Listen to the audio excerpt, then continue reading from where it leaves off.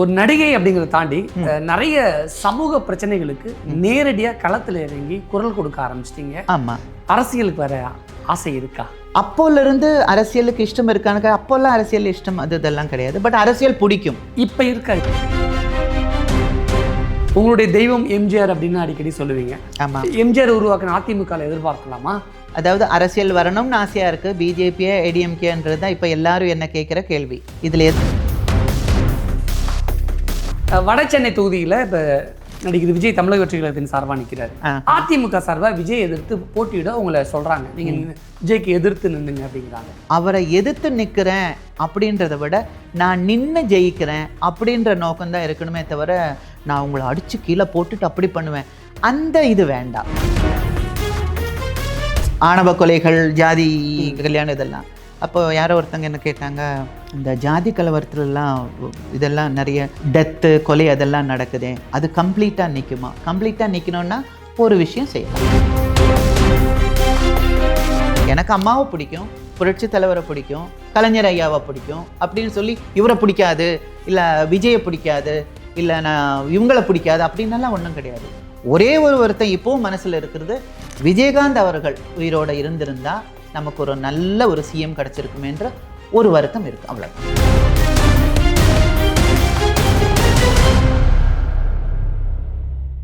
ஒரு நடிகை அப்படிங்கிறத தாண்டி நிறைய சமூக பிரச்சனைகளுக்கு நேரடியாக களத்தில் இறங்கி குரல் கொடுக்க ஆரம்பிச்சிட்டீங்க. ஆமாம். மக்களாக நிற்க ஆரம்பிச்சிட்டீங்க. ஆமாம்.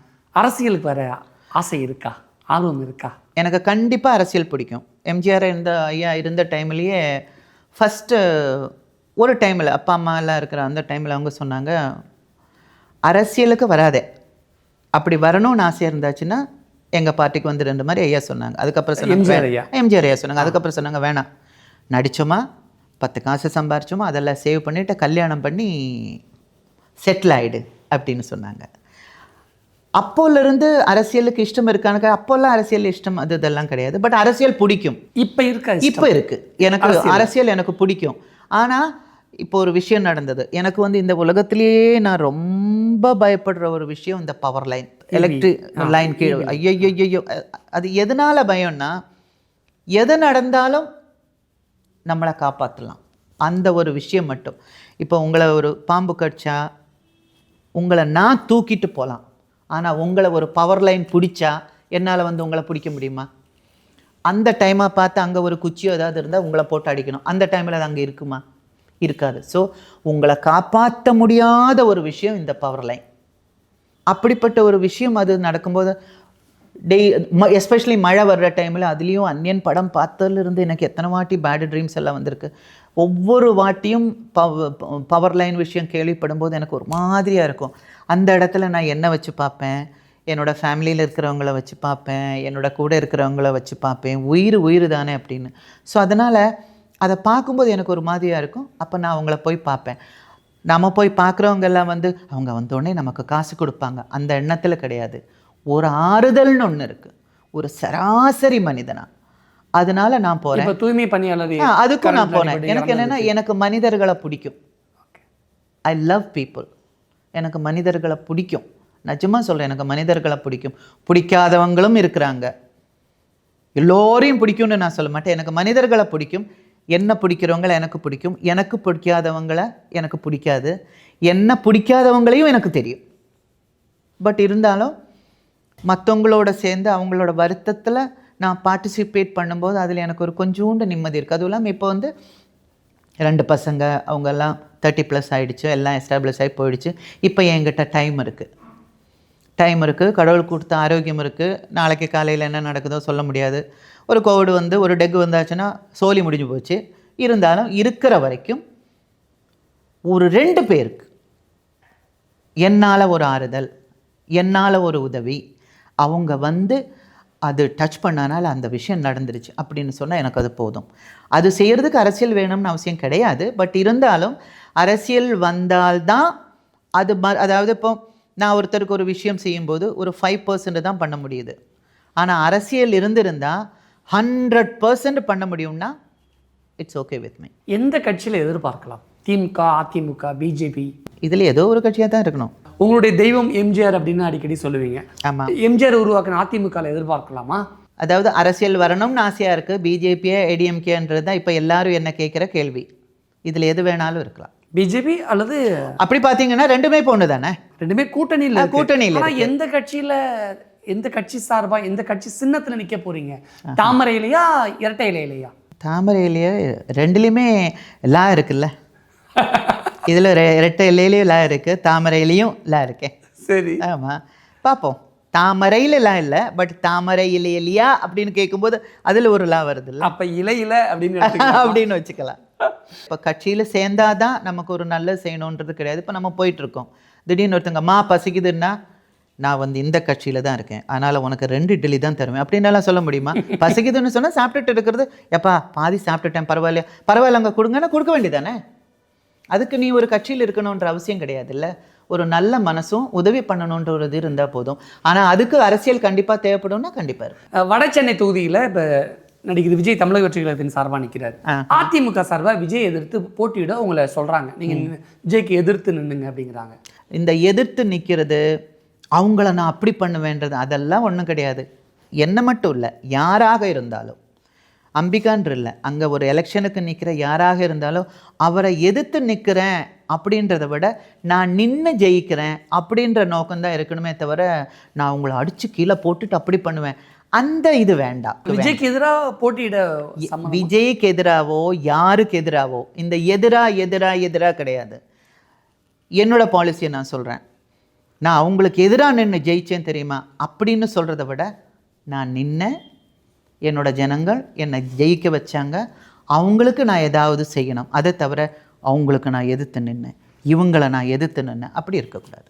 ஓகே, அது யாராக இருந்தாலும் அப்படி இருக்கக்கூடாது. இனிமேல் தமிழ்நாட்டில் நடக்கக்கூடிய எல்லா விதமான சமூக பிரச்சனைகளுக்கும் உங்களை நேரடியாக களத்தில் பார்க்கலாம் அப்படி? கண்டிப்பாக, என்னால் முடிஞ்ச அளவுக்கு. சில டைம்லலாம் அவுட் ஆஃப் ஸ்டேஷனில் இருக்கும்போது சில விஷயங்கள் நடக்கும். அப்போ என்ன ஆகும்னா 5 நாள் கழித்து 10 நாள் கழித்து வரும்போது அஜிச்சோ 5ஆம் தேதி தானே நடந்தது, இன்றைக்கி 10ஆம் தேதி ஆச்சு அப்படின்னு, 10ஆம் தேதி ஆச்சு சரி விட்டு அப்படின்ற பண்ணுற ஆள் கிடையாது. 10 இல்லை, நான் 20ஆம் தேதி தான் வந்தாலும் அப்படி ஒரு விஷயம் நடக்குது, அவங்கள போய் பார்க்கணுன்னா நான் போய் பார்ப்பேன். ஓகே, என்ன ஒரு 2 வார்த்தை சொல்கிறதுல உங்களுக்கு என்ன ஆக போகுது? ஆறுதல் ரொம்ப முக்கியங்க. அதாவது சில டைமில் நமக்கு சில நோய்கள் வந்து நம்ம டாக்டரை பார்க்க போகிறோம், அவங்க ட்ரீட்மெண்ட்டு கூட ஆரம்பிச்சிருக்காது, ஆனால் வந்து சொல்லுவாங்க கவலையப்படாதீங்க 15 நாள் நீங்கள் பேக் டு த இது வந்துடுவீங்க. ட்ரீட்மெண்ட்டே ஆரம்பிச்சிருக்காது, ஆனால் அந்த 15 நாளில் நீங்கள் பாருங்களேன், நீங்கள் ஓடுறதை நான் காட்டுறேன் அப்படின்னு சொல்லும்போது அதிலிருந்து ஒரு நிம்மதி வரும் பாருங்கள். அது நம்ம ஆளுங்களுக்கு இப்போ தேவை. அதுவும் இல்லாமல் ரொம்ப ஏமாந்து போயிருக்கிறாங்க. ஏதோ ஒருத்தர் தலைவர் வந்து ஸ்டேஜில் ஏறி சொன்னாங்களாமே, இத்தனை வாக்குறுதிகள் கொடுத்துருக்கு அது செய்யலை அப்படின்னு சொன்னாங்களா. அது மாதிரி நாங்கள் ஏதோ பண்ணோமேன்ற வருத்தம், நாங்கள் தப்பு செஞ்சிட்டோம் அப்படின்னலாம் நிறைய வருத்தத்தில் ஜனங்கள் இருக்கிறதுனால அந்த இதனோட கடைசியில் ஒரு லைட் எரிஞ்சால் அதை நோக்கி ஓட போகிறதுக்கு மக்கள் இப்போ ரெடியாக இருக்காங்க. அப்போ ஒரு புதிய மாற்றம் இங்கே தேவைப்படுது. கண்டிப்பாங்க. ஐயோ பாவம் நம்ம தமிழ் மக்கள் பாவம், ரொம்ப நம்புகிறாங்க அரசியல்வாதிகளை, ரொம்ப ரொம்ப ரொம்ப ரொம்ப ரொம்ப நம்புகிறாங்க. அவங்க மேலே பாசம் வேறு அதிகமாக வச்சுருக்காங்க. இன்னொரு விஷயம் நீங்கள் பார்த்தீங்கன்னா, சில பேர் இருக்காங்க, சில பார்ட்டியிலிருந்து ஏன் வெளியில் வர சில பேருக்கு ரெட்டையிலன்னா ரெட்டையில் மட்டும்தான் அவங்களுக்கு தெரியும், அவங்க கண்ணுக்கு அது மட்டும்தான் தெரியும். உதயசூரியன் மட்டும்தான் தெரியும். தாமரை மட்டும், அதாவது கைப்பத்தி மட்டும்தான் தெரியும். ஏன்னா அப்படியே எஸ்டாப்ளிஷ் ஆகிடுச்சு தலையிலையும் பிரெயின்லேயும் இதயத்திலையும். அப்போ அங்கே போய் நிற்கும்போது உதயசூரியன், ரெட்டையில், கைப்பத்தி, இதுதான் உங்களுக்கு தெரியும். மற்ற இதுகளெல்லாம் சிலதெல்லாம் தெரிய மாட்டேனுது. அப்போ வந்து நான் போன வாட்டி உங்களுக்கு தான் பண்ணேன், இந்த வாட்டி வேறே மனசு கேட்க மாட்டேன், இதெல்லாம் வேறு அவங்களுக்கு கன்ஃபியூஷன். இது கடையில் பசங்க வேறு புதுசாக ஒரு பார்ட்டி வந்திருக்கு, அம்மா அப்பா எனக்காக நீ அதில் தான் போகணும், இது வேறு மனசில் ஓடும். இப்படியெல்லாம் நிறைய விஷயங்கள் நடக்கும். தூய்மை பணியாளர்களுக்கு ஆதரவாக போராட்டம் நடத்தும் பொழுது ஆமாம் ஜெயலலிதா தான் பெஸ்ட்டு அப்படின்னு போகிற போக்கில் ஸ்டாலின் பெஸ்ட் இல்லையோ அப்படிங்கிற மாதிரி சில கேள்விகளை அப்படி இல்லையே. இப்போ எனக்கு வந்து எனக்கு பிடிச்சதை நான் பிடிச்சதுன்னு சொல்ல முடியும். ஒரு நடிகரை எனக்கு பிடிக்கும், எனக்கு அவருன்னா ரொம்ப பிடிக்கும்னா எனக்கு ரொம்ப பிடிக்கும் அப்படின்னு சொல்லி அவரை பிடிக்காதுன்னு கிடையாது. எனக்கு இவரை பிடிக்கும் அவ்வளோதான். இப்போ வந்து சாப்பாடு கூட எடுத்துக்கோங்களேன், இல்லை இல்லை நான் கடவுள் வேண்டிக்கிறத வச்சுக்கோங்க. எனக்கு வந்து கடவுள் நம்பிக்கை இருக்குது, நான் கடவுளை வேண்டிக்கிறேன். என் கூட வர்ற ஃப்ரெண்டு வந்து கடவுள் வேண்டிக்கிற ஆள் கிடையாது. புரியுதுங்களா? இப்போ நான் ஒரு கோயிலுக்கு போகிறேன், ஏய் வரையாடி கோயிலுக்கு போகிறேன், நீ போயிட்டு வாங்க, ஏன் எனக்கு அந்த நம்பிக்கையெல்லாம் இல்லை. அதுக்குன்னு சொல்லி நான் அவங்கள வெறுக்க முடியாது. பிகாஸ் அவங்களோட நம்பிக்கை அவங்க கடவுளை வேண்டிக்கிறது இல்லை. நான் போயிட்டு ஒரு 5 நிமிஷத்தில் வந்துடுறேன்னு சொல்லி நான் உள்ளே போயிட்டு வரேன். நான் உள்ளே போயிட்டு வந்தேன்றனாலையும் இவங்களுக்கு கடவுள் நம்பிக்கை இல்லைன்றனாலையும் அவங்க கெட்டவங்கன்றது கிடையாது. எனக்கு அம்மாவை பிடிக்கும், புரட்சி தலைவரை பிடிக்கும், கலைஞர் ஐயாவை பிடிக்கும் அப்படின்னு சொல்லி இவரை பிடிக்காது, இல்லை விஜயை பிடிக்காது, இல்லை நான் இவங்களை பிடிக்காது அப்படின்னெல்லாம் ஒன்றும் கிடையாது.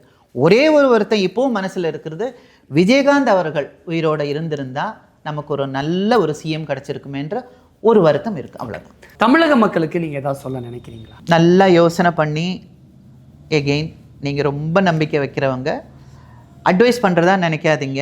என்னோடய அபிப்பிராயத்தை மட்டும்தான் நான் சொல்கிறேன்.